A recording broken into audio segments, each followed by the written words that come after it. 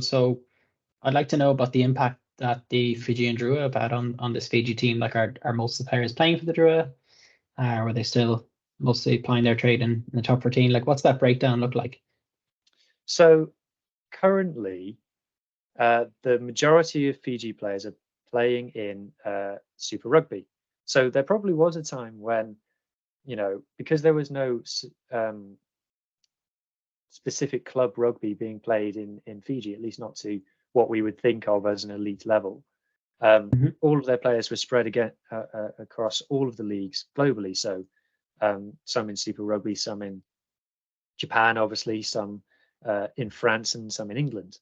Um, but now they've got the Drua. So the Drua are really exciting to me. They're not, and I don't just mean they're exciting to watch. I mean what the impact of the Drua has the potential to have.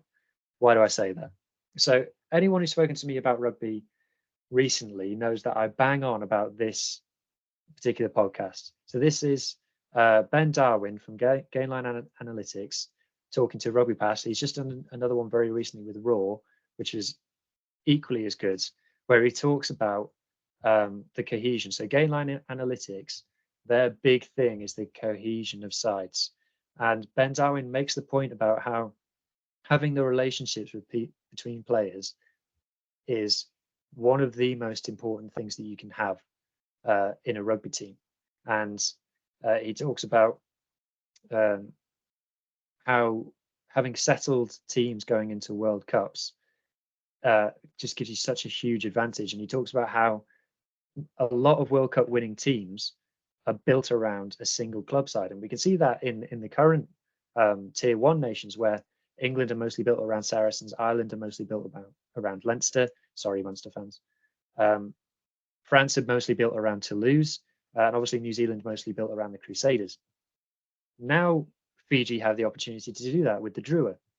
So let's just have a look at how the Drua have been doing. So the Drua joined Super Rugby um, last season in 2022 in the remodeled Super Rugby Pacific that came after obviously everything got shut down by the pandemic. And in their first year, they won 2 games, finished second bottom just above fellow newbies Moana Pacifica. Um, we'll cut them some slack. It's the first year, but this year they've come on leaps and bounds. They've won 6 games, which is probably more than anyone expected them to win, and they qualified for the playoffs. Now, unfortunately, they got the Crusaders in their playoff game, which kind of was the end of them, unfortunately. But if you just look at it, 6 wins compared to 2, they cut their points conceded more than in half. So the points difference at the end of last season was 257. Points conceded at the end of this season was 122. It's a huge improvement. And then if I look at my little graph here um, for the games that they've played, what you can see here is uh, they've been competitive in a lot of games. So if you've got points scored along the bottom, points conceded along the top, one thing that I would say is that they conceded less than 20 points in only one game, which was their victory against the Reds. Um, so that's a bit of a worry. They're still conceding too much. In fact, Yeah. they only conceded less than 25 in 3 of their 15 games, which is, Super Rugby is a high scoring league, but that's still a bit too many. But and also a fun one. If you ever see Moana and Drua are playing against each other, tune in, because one game was 36-34 and the other game was 47-46. So yeah, give that a watch if you ever see it come up on Sky. Anyway, so they're competitive, they're competing in games, and they got one particularly good scout was they beat the Crusaders in round 3 of Super Rugby. Crusaders went to Fiji and lost to the Drua. That's huge, and that sent shockwaves throughout world rugby, where people go, "Oh crap, the Fijians are really getting something together here." So when I going back and talk about cohesion, let's just have a quick look at the teams that they've been playing, fielding in Super Rugby. So this is really exciting. So don't worry too much about reading all the players' names. Focus on the changes from game on game. So what I've got here, for those watching along, is you've got the positions of all the players, and then you've got who filled that position, starting position in each of the 15 games they played. And you can see the amount of green in here. If you're green, you started the first game and you kept getting picked. So you can see that particularly in the back line, sort of 12, 13, 14, 15, it was the same 4 players being picked in the vast majority of games. You can see as well here, the 9 and 10, Lamani and Tella, again, playing together week in, week out for the Drua. That's huge. The cohesion that these guys are going to be picking up from playing together this much. I mean, look at the forward pack as well. You got Nasila Sila started every single game. Ikanivire as well. Hooker started all but 1 games. These guys are going to know each other inside out, and it's going to be second nature for them to be able to transfer their relationships at club level to the Fijian national side.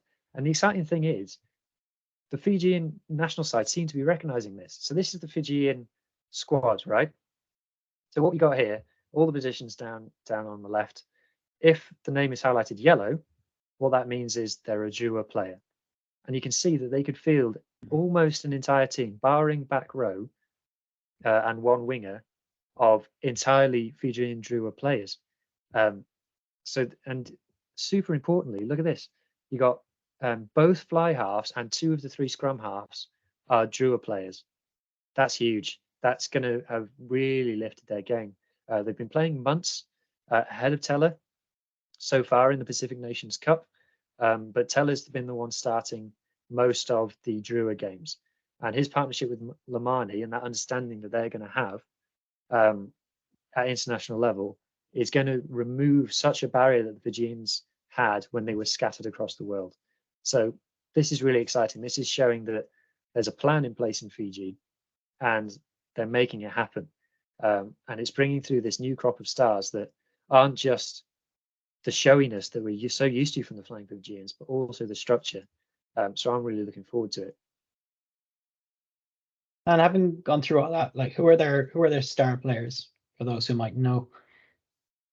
Okay, so the stars for me, the ones to watch out for. So I'm not going to mention the likes of Semi Radradra or Sam Matavesi or people, players that people are familiar with from watching Northern Hemisphere rugby.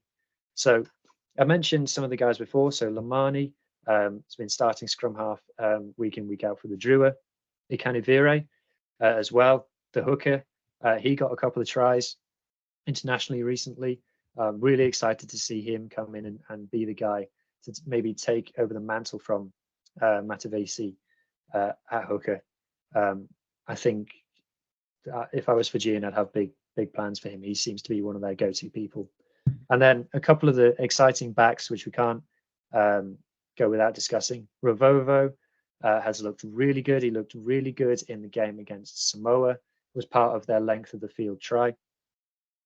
Funny thing about Fijians is with their backs, they're quite position fluid, if you know what I mean. Like they could quite easily field a whole back line of 13s and it would function because they've all got that basic skill set of they know how to hit a line, they know how to run a support line, they know how to offload and things. So that's exciting. But I think for me, Ravovo is one of the standouts who's come through at the Drua. And then, of course, you can't not mention Naya Silevu, got 2 tries in the Pacific Nations Cup. Their joint top try scorer. And I think he's captaining the side as well, if I'm not mistaken. So exciting. I think he's the one who's going to be taking up our screens during the World Cup, and I can't wait for it personally. And having said all that now, how do you see them getting on at the World Cup? So exciting / scary, depending on who you are. So I think firstly to say, let's look at how they've been getting on recently. So I mentioned the Pacific Nations Cup. So there was 3 games against Tonga, Samoa, and Japan. Like I said, they played completely different 15s in each of those games, which is interesting and potentially scary, depending on how you look at it. So the coach was giving everyone an opportunity and they still won all the games easily. So was it just a case of let's try some combinations? We can see in the second game against Samoa, they played a mostly Drua team. And then in the other 2 games, like in the final game against Japan, they played a mostly European-based team. But in terms of players who played in all 3, only 3 players played in all three. So that kind of tells me that the coach is maybe still trying to figure out what his best side is, and then he's picked this squad obviously after the tournament, which seems to be settling more on the Drua side, which is why I say that's so exciting.